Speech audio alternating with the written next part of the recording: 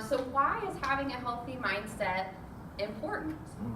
And for me, and I think for most people, without a healthy mind, no area of your life can be healthy. It just can't. It really does start with your mentality and your mindset. If you want to save money, but you don't have the mindset to set aside the money and do the hard things, you're not going to save money or pay off debt. If you want to lose weight or get healthy, if your mindset isn't right, it's not going to happen. So how do we change this mindset and really set us up for success? And I've just got a few simple tips for it, and then I've got some things that I'm going to ask us to do as a group to really help you navigate and see what's possible when you really start thinking about it a different way. So the first is to accept and embrace your current reality. So this one can be kind of stinky sometimes. It can kind of not be the most pleasant thing. Now, your current reality in some areas of your life might be great. It might be thriving. So it doesn't always have to be negative. But sometimes our current reality is not where we want it to be, and we tend to push it to the side and ignore it and go focus on everything. I do, at least. And focus on everything else, and that just kind of gets lost in the background because of fear, not knowing how to handle it, not knowing how to navigate it. What if I fail? All that type of stuff. So it does suck, okay? And excuse my French. But really, when we get in that place, we start comparing ourselves. Comparative reality, to me, is the thief of joy, okay? It really is. When you start comparing your chapter 1 to someone's chapter 15 or 20, it's going to look a whole lot different, and you're going to be really discouraged, okay?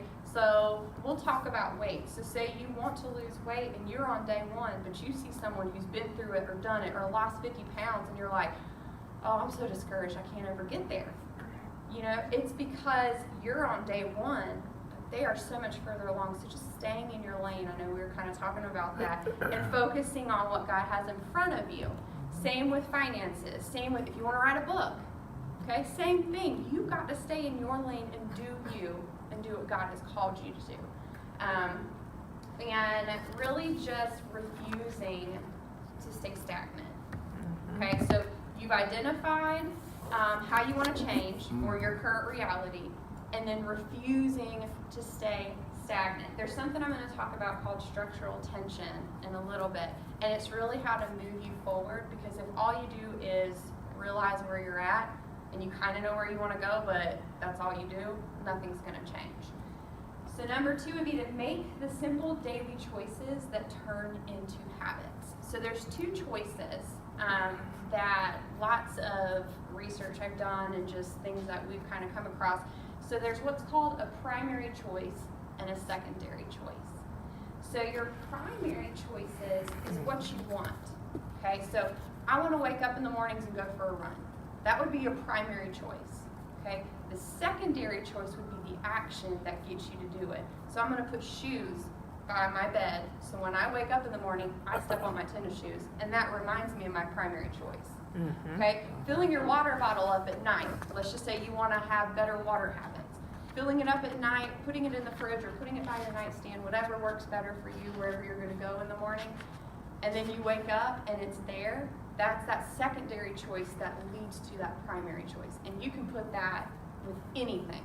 If you want to have a better relationship with the Lord, wake up 30 minutes early in the morning and set that alarm. And that alarm is going to remind you of your primary choice.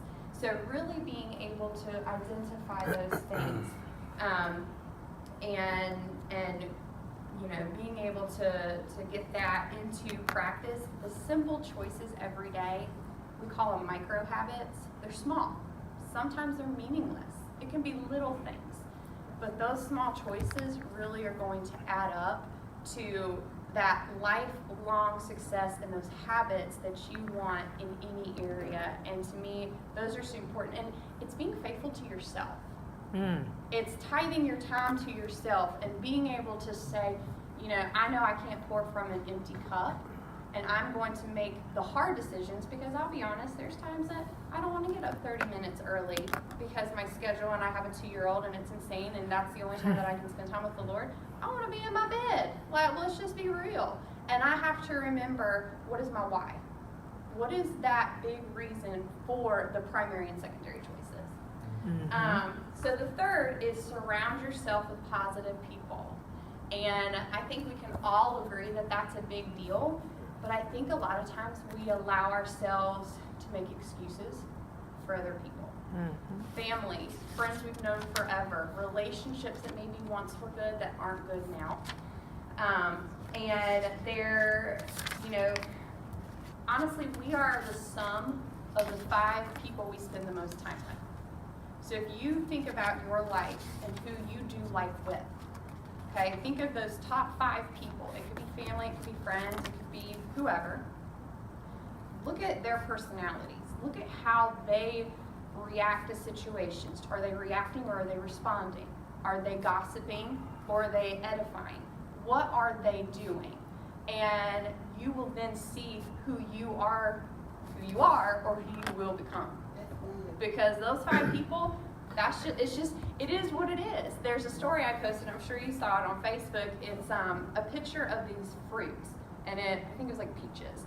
And it says, what happens when you put, a nasty, rotten piece of fruit into a bowl of healthy grapefruit that you could go ahead and eat?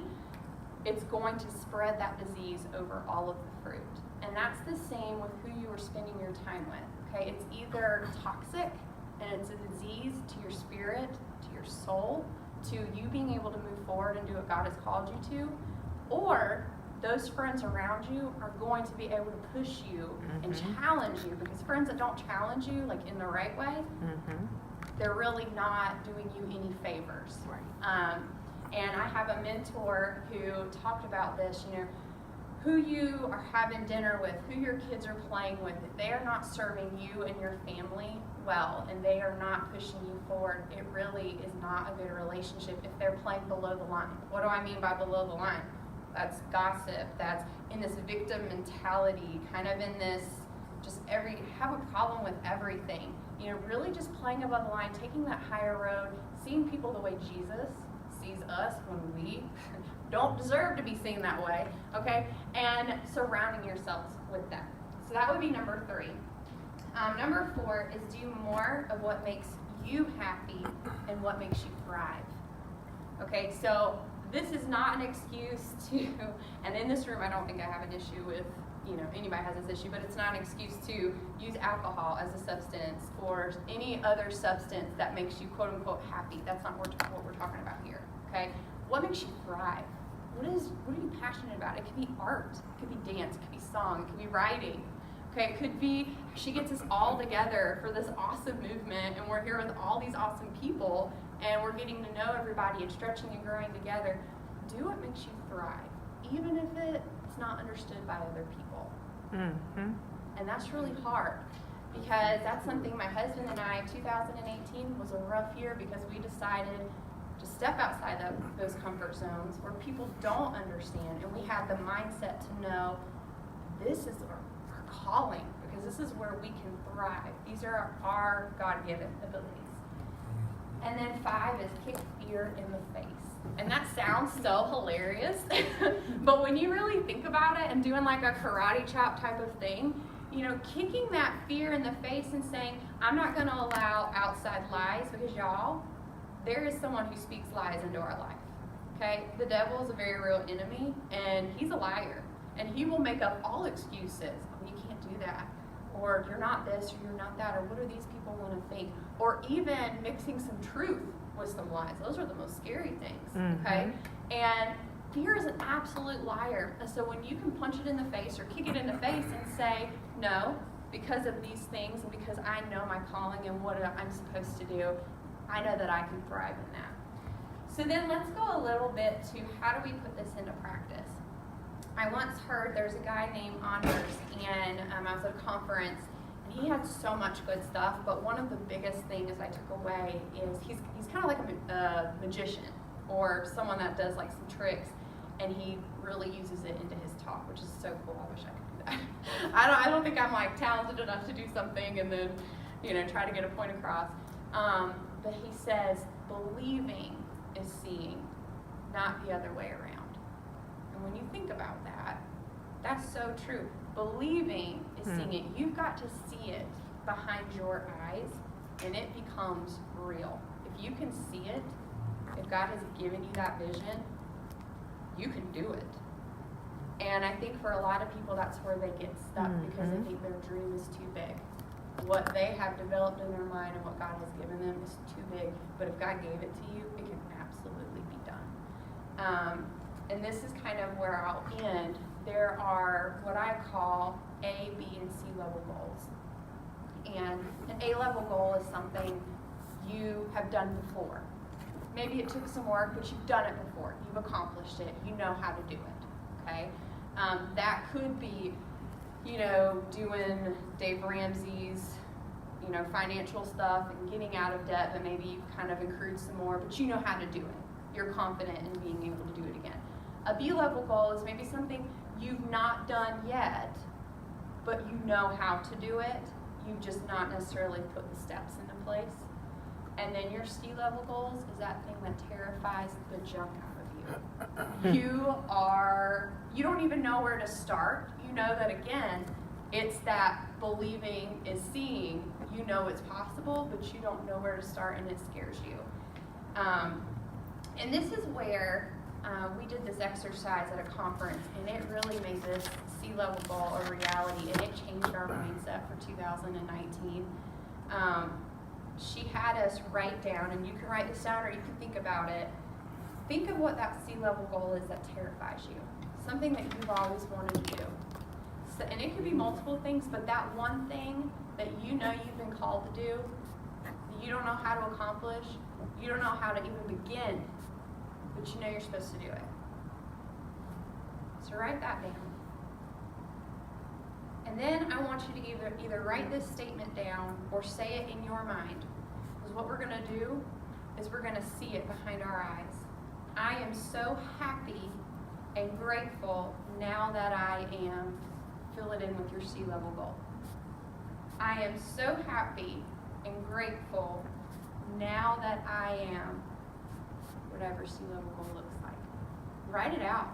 What are those things? What does it look like with you already meeting that C-level goal?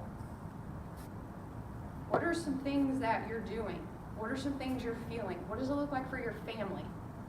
What does it look like for your business? For your finances? For your personal health? I am so happy and grateful now that I am